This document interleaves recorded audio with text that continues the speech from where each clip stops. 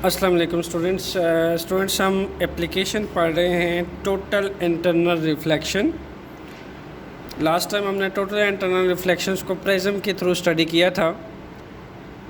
अभी हम total internal reflections को ऑप्टिकल फ़ाइबर के अंदर देखेंगे कि ऑप्टिकल फ़ाइबर के अंदर हम टोटल इंटरनल रिफ्लेक्शन से क्या क्या एडवांटेज उठा रहे हैं और ये मैकेनिज़्म टोटल ऑप्टिकल फ़ाइबर के अंदर जो है टोटल इंटरनल रिफ्लेक्शन कैसे होती है।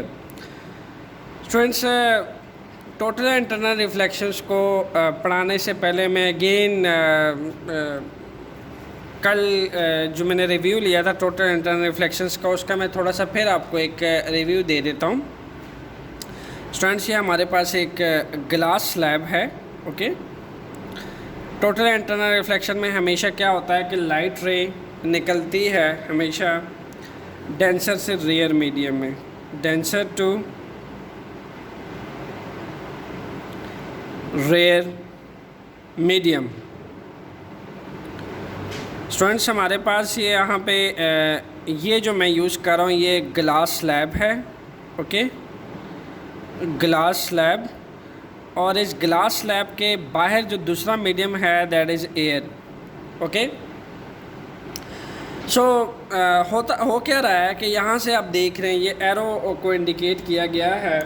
इस यहाँ कोई लुमिनस सब्जेक्ट जो है इस ग्लास स्लैब के अंदर फिट किया हुआ है जिसमें से लाइट रे एमिट हो रही है।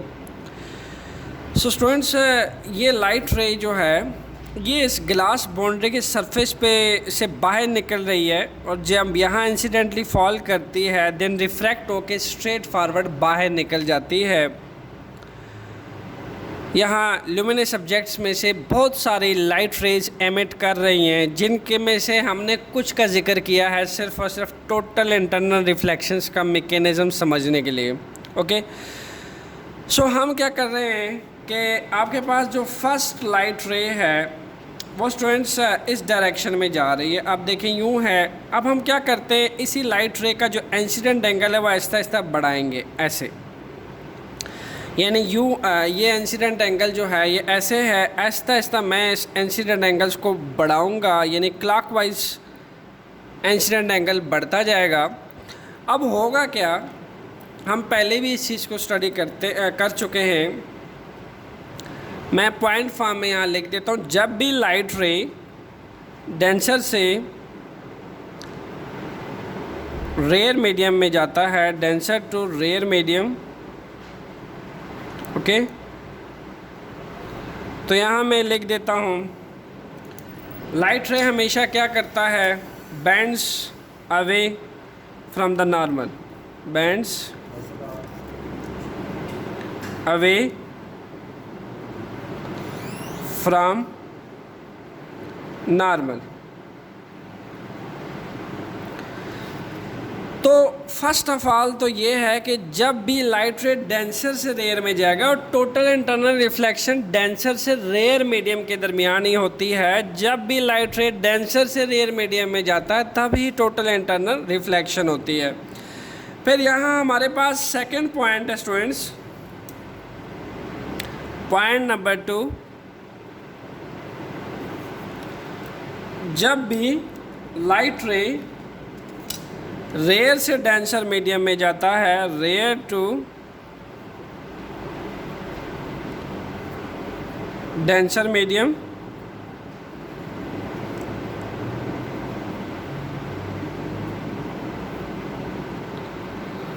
देन क्या होता है, light will always bands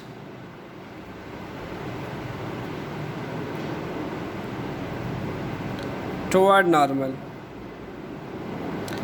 light हमेशा नॉर्मल के टुवर्ड बैंड करेगा। तो स्टूडेंट्स, यहाँ से जो लाइट रे निकल रही है इंसिडेंटली फॉल कर रही है इस ग्लास स्लैब के बाउंड्री से, एयर के, यानी एयर एक सेकंड मीडियम है, यहाँ एयर एक सेकंड मीडियम, इस ग्लास बाउंड्री से बाहर एयर मीडियम स्टार्ट हो जाता है। जब इस पे फॉल करेगी तो मेरा ये इंसिडेंट एंगल बनेगा एंड देन लाइट रे जो है वो इस ग्लास स्लैब में से निकलती हुई बाहर एयर मीडियम के अंदर चली जाएगी एंड देन लाइट रे जो है वो बेंड्स कर जाएगी अवे फ्रॉम द नॉर्मल। इस पे हम ऑलरेडी बहुत डिटेल से बात कर चुके हैं, चूँकि लाइट की जो स्पीड होती है डिफरेंट मीडिया के अंदर डिफरेंट होती है, क्योंकि हर मीडिया का रिफ्रैक्टिव इंडेक्स चेंज होता है। हर मीडिया का डिफरेंट रिफ्रैक्टिव इंडेक्स होने की वजह से हर मीडिया की लाइट की जो स्पीड है हर मीडिया के अंदर डिफरेंट होती है। दैट्स वाई लाइट वे जो है अगर इस डायरेक्शन में जा रही है तो बेंड हो जाती है, जब एयर में जाती है अवे हो जाती है। जैसे ही वो रेयर से ग्लास में एंटर होती है तो टूवर्ड्स द नॉर्मल जो है वो बेंडिंग शो करती है। अब केस नंबर 2 है, इसको आगे प्रोसीड करते हैं। अगेन स्टूडेंट्स मैंने ग्लास स्लैब रखा और यहाँ पे मैंने थोड़ा सा आप देख सकते हैं क्रिटिकल जो इंसिडेंट एंगल है वो बढ़ा दिया है। इस केस की निस्बत मैंने थोड़ा सा इंसिडेंट एंगल में इजाफा कर दिया है, ठीक है। जब आप इंसिडेंट एंगल बढ़ा देते हैं और ग्लास स्लैब से सेम लाइट रे बाहर निकल रहा है और अब की बार जो लाइट रे है वो कम्प्लीटली बेंड कर जाता है on the surface of this glass slab, यानी बिल्कुल एग्जैक्टली इस ग्लास स्लैब की सरफेस पे जो है वो बेंड कर जाता है। ये जो सरफेस आपको नज़र आ रही है इस ग्लास स्लैब की, इसकी सरफेस पे बेंडिंग शो करता है। तो अगर कम्प्लीटली मैं इसकी सरफेस को इमेजिन करूँ स्टूडेंट्स तो ये 90 डिग्री का एंगल बनता है। अगर लाइट रे कम्प्लीटली इस ग्लास स्लैब की बाउंड्री में से पास करेगा तो ये 90 का एंगल बनता है। सो दैट्स वाई जब यहाँ से इंसिडेंट एंगल हम इतना बढ़ा देते हैं कि जिसके लिए जो रिफ्लेक्टेड एंगल है वो कम्प्लीटली बेंड कर जाए, रिफ्रैक्टेड एंगल कम्प्लीटली बेंड कर जाए 90 डिग्री पे, ऐसे एंगल को स्टूडेंट्स हम कहते हैं critical angle. This is known as critical angle, okay, critical angle. और ग्लास का जब इस पोजीशन पे क्रिटिकल एंगल नोट किया गया वो ऑलमोस्ट 42 डिग्री जो है ऑब्ज़र्व किया गया स्टूडेंट्स। तो हम ये कह सकते हैं द इंसिडेंट एंगल, ऐसा इंसिडेंट एंगल जिसके लिए जो रिफ्रैक्टेड एंगल है वो बेंड्स कर जाए एट 90 डिग्री, यानी ग्लास की बाउंड्री में से बेंड कर जाए, तो ऐसा एंगल जो है वो क्रिटिकल एंगल कहलाता है। ओके स्टूडेंट्स, फिर हम अपना लास्ट केस देखते हैं। अब यहाँ स्टॉप नहीं हुआ मैकेनिज़्म, हम इंसिडेंट एंगल कंटिन्यूसली बढ़ा रहे हैं। ओके, यहाँ इंसिडेंट एंगल जो है ऊपर वाले केस में इतना इंसिडेंट एंगल था, फिर आहिस्ता आहिस्ता मैं क्लॉकवाइज जा रहा हूँ, इसको बढ़ाता जाऊँगा इंसिडेंट एंगल। तो जैसे जैसे इंसिडेंट एंगल बढ़ेगा साथ ही जो रिफ्लेक्टेड एंगल है वो बेंडिंग शो करेगा away from the normal. Okay, वो भी क्या करेगा, बेंड करेगा टूवर्ड इस ग्लास बाउंड्री की तरफ बेंड करता जाएगा और away from the normal bending show करेगा। ड्यू टू दिस रीज़न कि जब डेंसर से रेयर में जाता है तो वो बेंड्स करता है अवे फ्रॉम द नॉर्मल। तो जितना आप इंसिडेंट एंगल बढ़ाएंगे लाइक दैट उतना ही रिफ्लेक्टेड एंगल भी बेंडिंग शो करेगा away from the normal. So third case में स्टूडेंट्स मैं थोड़ा सा इसको थर्ड केस को दिखाने के लिए, ये आपका थर्ड केस है, इसमें हमने जो इंसिडेंट एंगल है वो कम्प्लीटली जो क्रिटिकल एंगल था ग्लास का उससे भी बढ़ा दिया है। तो आप एज्यूम करें कि ये जो एंगल है ये ऑलमोस्ट मैंने 45 डिग्री कर दिया या फिर शायद उससे भी ज़्यादा। स्टूडेंट्स, जब हम इंसिडेंट करवाते हैं लाइट रे को 45 डिग्री पे एक मीडियम से दूसरे मीडियम के अंदर, यानी इस ग्लास स्लैब से एयर के अंदर, तो लाइट जो है वो टोटली बेंड कर जाती है किस में, फर्स्ट मीडियम के अंदर, डेंसर मीडियम के अंदर। तो जब लाइट जो है वो टोटली बाउंस बैक करती है और टोटली बेंड्स कर जाती है फर्स्ट मीडियम के अंदर, उसको हम कहते हैं टोटल इंटरनल रिफ्लेक्शन। ये तो एक शॉर्ट सा रिव्यू था टोटल इंटरनल रिफ्लेक्शन का। स्टूडेंट्स, अब हम प्रॉपर अपने टॉपिक पे आते हैं ऑप्टिकल फाइबर वे, जिसकी एप्लीकेशन हम स्टडी करना चाह रहे हैं। So students, total internal reflection हमने समझ लिया है। अब हम ऑप्टिकल फाइबर की बात करते हैं।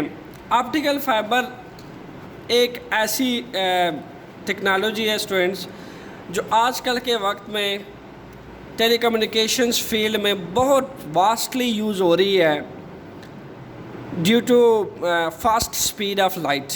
ओके, सबसे पहले तो आपकी इन्फॉर्मेशन के लिए कि ऑप्टिकल फाइबर एक हेयर साइज थ्रेड पे मुश्तमिल होता है। Hair size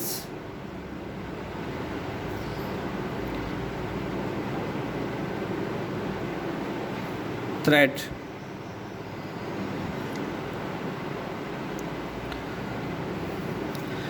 students, hair size thread या फिर वो जो थ्रेड बना होता है वो किस चीज़ से बना होता है? ग्लास से भी बना होता है या फिर प्लास्टिक से भी बना होता है। ओके, सो आप यूँ समझ लीजिए कि वो इतना बारीक होता है जितना हमारे जो सर के बाल हैं जितने वो बारीक होते हैं, उस प्लास्टिक और ग्लास जो है वो इतना बारीक होता है। ओके, सेकंड थिंग आपको पता होनी चाहिए, इस हेयर साइज थ्रेड जो प्लास्टिक का बना होता है, जो ग्लास में बना, इसमें से लाइट ट्रेवल करती है। Okay, so first of all अगर मैं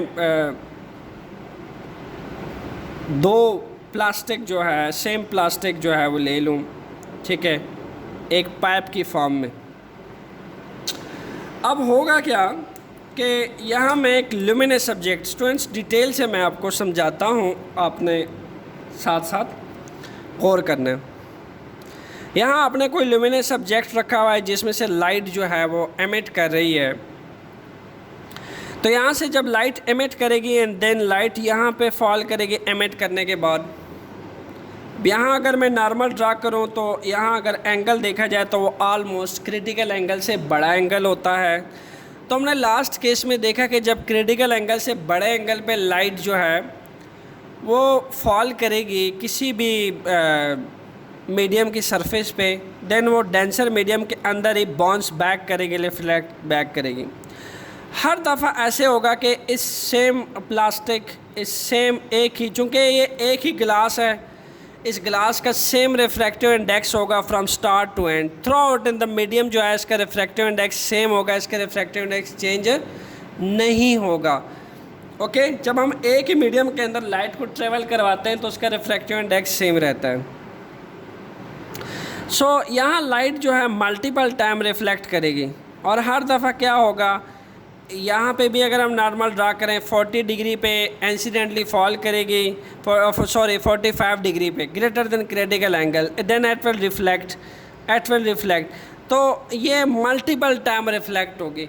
अब होता क्या है कि जब ये लाइट जो है मल्टीपल टाइम रिफ्लेक्ट होगी तो यहाँ दो चीज़ें होंगी। मल्टीपल रिफ्लेक्शंस की वजह से लॉस ऑफ एनर्जी होगी, लॉस ऑफ एनर्जी, और मल्टीपल रिफ्लेक्शन की वजह से स्टूडेंट्स फ्रैक्शन प्रोड्यूस होगा, फ्रैक्शन प्रोड्यूस होगा।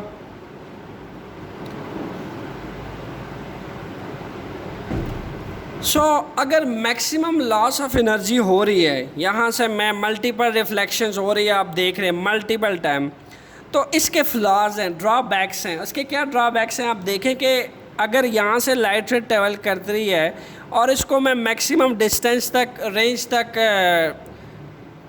ट्रैवल करवाना चाहता हूँ, तो होगा क्या, जितनी दफ़ा ये रिफ़्लेक्ट करेगी, इस वॉल से स्ट्राइक करेगी, फिर इस वॉल से मल्टीपल रिफ्लेक्शंस की वजह से उतनी ज़्यादा एनर्जी लॉस होगी।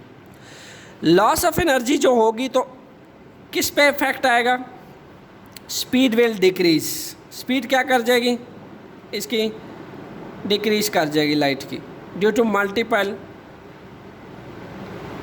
रिफ्लेक्शन। यानी ये जो वेव ट्रैवल करेगी जितने भी रेंज तक, होगा क्या कि जितने मल्टीपल रिफ्लेक्शन आएगी उतनी हमारे पास ड्यू टू मल्टीपल रिफ्लेक्शंस की वजह से डिस्टॉर्शन आएगी, मैक्सिमम अमाउंट में डिस्टॉर्शन प्रोड्यूस होगी। ओके, सो इसका फिर क्या हल है, अगर हम फिर ऑप्टिकल फाइबर को देखें, ये तो मैंने एक सेम ग्लास को देखा और उसको ऑब्ज़र्व किया कि अगर उसको यूज़ किया जाए तो लाइट जो है वो टोटल इंटरनल रिफ्लेक्ट तो होगी बट मल्टीपल रिफ्लेक्शंस होगी। मल्टीपल रिफ्लेक्शंस की वजह से मैक्सिमम एनर्जी का लॉस होगा, मैक्सिमम फ्रैक्शन प्रोड्यूस होने की वजह से साउंड में भी एनर्जी लॉस होगी, ओके, और स्पीड जो है वो डिक्रीज़ कर जाएगी, ओके। और फिर साउंड वगैरह में और टेलीकम्युनिकेशंस पर्पस के लिए अगर आप एक सेम ग्लास यूज़ करेंगे उसमें maximum amount of distortions produce होगी। उससे बचने के लिए स्टूडेंट्स हम फिर क्या यूज़ करते हैं, हम ऑप्टिकल फाइबर का इस्तेमाल करते हैं। ऑप्टिकल फाइबर में हमारे पास दो किस्म के ग्लास होते हैं विद डिफरेंट रिफ्रैक्टिव इंडेक्स। इससे पहले जो मैं ये वाला ग्लास यूज़ कर रहा था वो सेम रिफ्रैक्टिव इंडेक्स के साथ था, ओके। अब हम ऑप्टिकल फाइबर की टेक्नोलॉजी को अगर देखें तो उसमें हमारे पास इसका जो दो पार्ट होते हैं, फर्स्ट इज इनर पार्ट,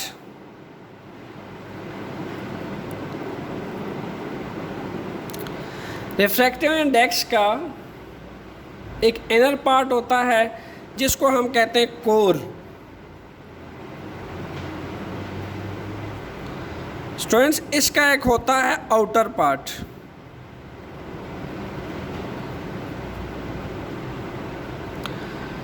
जिसको हम कहते हैं क्लैडिंग।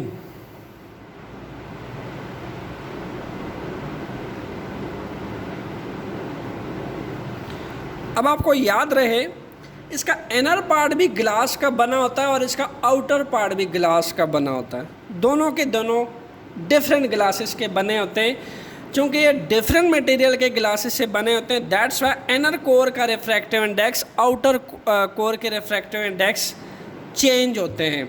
अमूमन ऑप्टिकल फाइबर में क्या होता है, इनर पार्ट यानी कोर का जो रिफ्रैक्टिव इंडेक्स है वो ज़्यादा रखा जाता है, किससे, आउटर पार्ट जिसको क्लैडिंग कहा जाता है, ओके। यानी अगर रिफ्रैक्टिव इंडेक्स की रेशो देखी जाए तो हमारे पास जो इनर पार्ट है उसका रिफ्रैक्टिव इंडेक्स ऑप्टिकल फाइबर के अंदर ज़्यादा होता है और क्लैडिंग का जो रिफ्रैक्टिव इंडेक्स है वो कोर के रिफ्रैक्टिव इंडेक्स से कम होता है। स्टूडेंट्स अब हम ये रीड कर लेते हैं रीजंस के साथ कि क्यों कोर का रिफ्रैक्टिव इंडेक्स ज़्यादा रखा जाता है और क्यों क्लैडिंग का रिफ्रैक्टिव इंडेक्स कम रखा जाता है। सबसे पहले तो अगर रिफ्रैक्टिव इंडेक्स को हम दोबारा से रिवाइज कर लें तो हमारे पास रिफ्रैक्टिव इंडेक्स होता है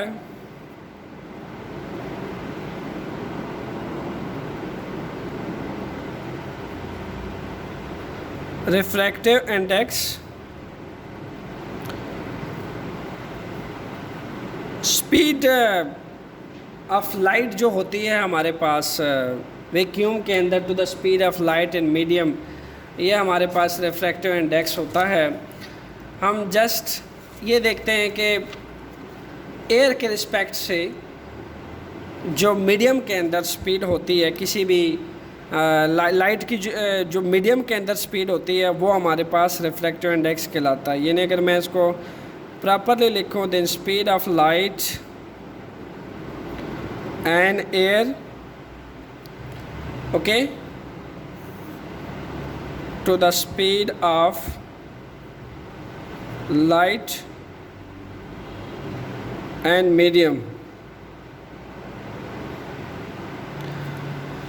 अब जैसे ये मेरे पास ग्लास स्लैब है स्टूडेंट्स, इसी तरह ये मेरे पास प्रिज्म है। अब ये दोनों सेम मटेरियल के बने हुए हैं।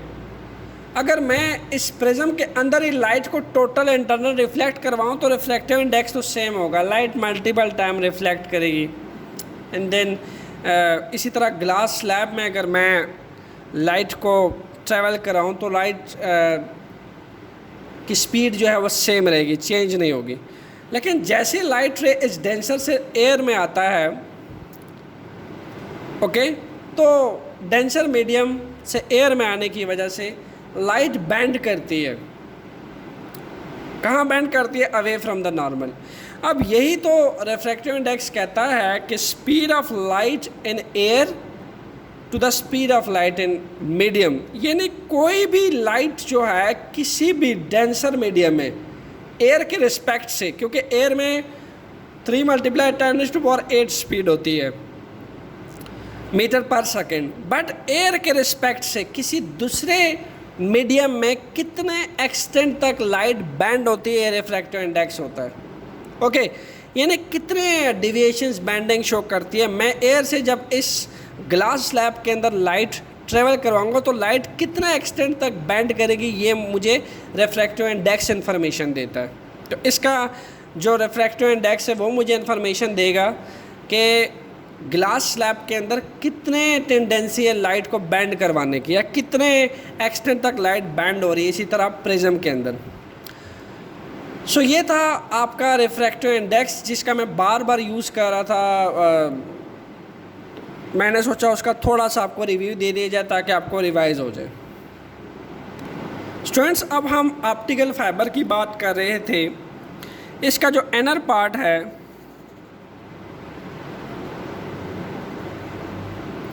उसको हम कहते हैं कोर।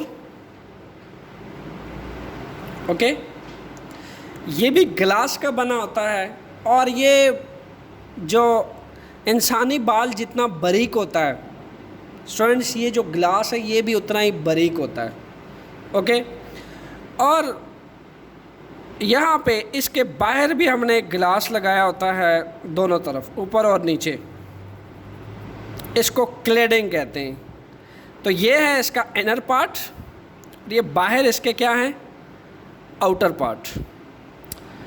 होता क्या है कि हमने इनर पार्ट का रिफ्रैक्टिव इंडेक्स ज़्यादा रखा होता है, ऑलमोस्ट n = 1.53 रखा होता है। ओके, और इसका जो आउटर पार्ट है उसका क्लेडिंग, जिसको क्लेडिंग कहा जाता है, इसका रिफ्रैक्टिव इंडेक्स होता है 1.39। जब हम बात करते हैं कोर की, इसका मतलब है जो कोर के अंदर ग्लास यूज़ होता है वो बहुत डेंसर होता है, इसलिए उसका रिफ्रैक्टिव इंडेक्स ज़्यादा है। स्टूडेंट्स, रिफ्रैक्टिव इंडेक्स जब हम ये वर्ड बोलते हैं कि इसका इस मीडियम का रिफ्रैक्टिव इंडेक्स ज़्यादा है, तो इसका मतलब ये है कि एयर के रिस्पेक्ट्स में उसमें लाइट ज़्यादा बैंड शो करेगा, क्योंकि वो ज़्यादा एयर से की निस्बत डेंसर है। एयर पार्टिकल की निस्बत जितना कोई मीडियम डेंसर होगा वो उतनी ही बैंडिंग शो करेगा, उसका रिफ्रैक्टिव इंडेक्स उतना ही ज़्यादा होगा। तो कोर का क्लेडिंग से रिफ्रैक्टिव इंडेक्स ज़्यादा है, जिसका फिजिकल मीनिंग ये बनता है कि क्लेडिंग का जो ग्लास है वो लाइट डेंसर होता है और कोर का जो ग्लास है वो मोर डेंसर होता है। ज़्यादा डेंसर मटेरियल का वो ग्लास बनाया जाता है और इसके बाहर जो क्लेडिंग है वो ऐसे मटेरियल का बनाया जाता है जिसमें लाइट जो है वो कोर की निस्बत कम बैंड करती है। ओके स्टूडेंट्स, सो अब हो क्या रहा है कि कोर के अंदर, मैं चूँकि ये इसकी स्ट्रक्चरल डायग्राम थी आपको समझ आ गया। अब जो कोर है हमारे पास उसको दोबारा ड्रा कर लेते हैं। ओके, इसके बाहर क्लैडिंग है। अब स्टूडेंट्स, यहाँ से जब लाइट रे निकलता है ऐसे फॉल करता है, ओके, मैं इसको ग्रीन से शो कर देता हूँ ताकि रिप्रेजेंटेशन अच्छी हो। यहाँ से जब लाइट रे निकलता है तो हो क्या रहा है कि यहाँ पे रिफ्रैक्टिव इंडेक्स ज़्यादा है। ज़्यादा रिफ्रैक्टिव इंडेक्स का मतलब ये है कि लाइट जो है वो मैक्सिमम एंगल पे बैंड करेगा, ज़्यादा बड़े एंगल पे बैंड करेगा। ओके, तो यहाँ अगर हम एंगल चेक करें ऑलमोस्ट नॉर्मल के साथ, या ऑलमोस्ट ग्रेटर देन, समझ लें 45 डिग्री से भी बड़े एंगल पे स्ट्राइक करवाता है। 45 डिग्री समझ लें, लगभग 70 डिग्री या 69 डिग्री पे ऑलमोस्ट समझ लें कि ये यहाँ पे इस कोर की सरफेस पे, सेकंड ग्लास की सरफेस पे फॉल करता है। अब चूंकि ये जो 70 डिग्री या 69 डिग्री ये क्रिटिकल एंगल से बड़ा एंगल है। अब जितना इंसिडेंट एंगल आपने बढ़ाया है तो हमने क्या पढ़ा था, उतनी ही ज़्यादा लाइट जो है वो डिविएशन शो करेगी, उतनी लाइट बैंड होगी।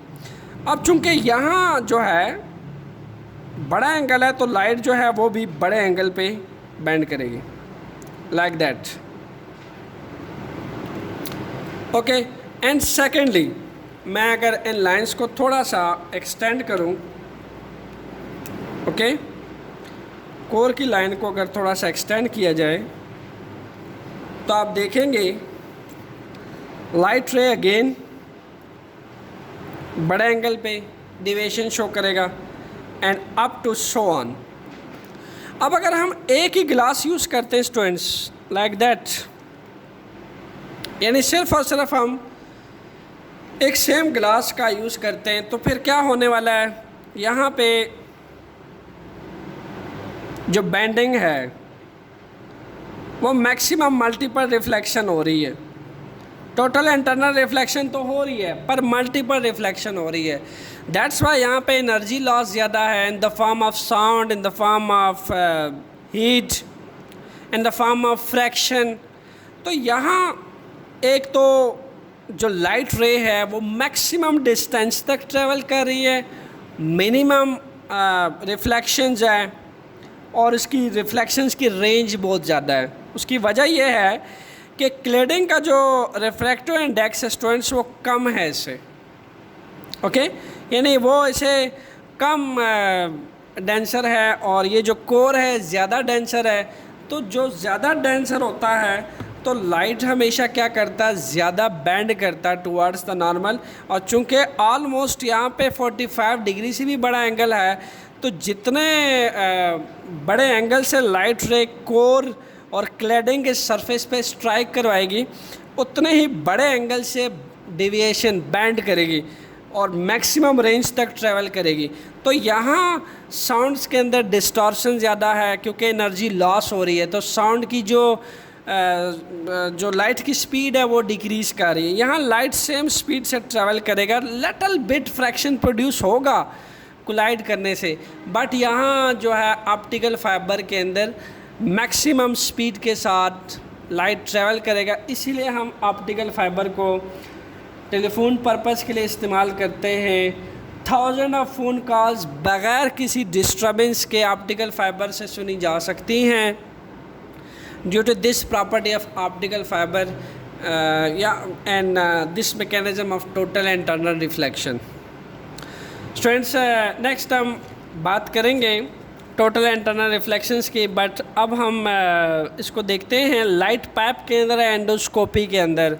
तब तक के लिए stay tuned with conceptual physics lecture. Thanks.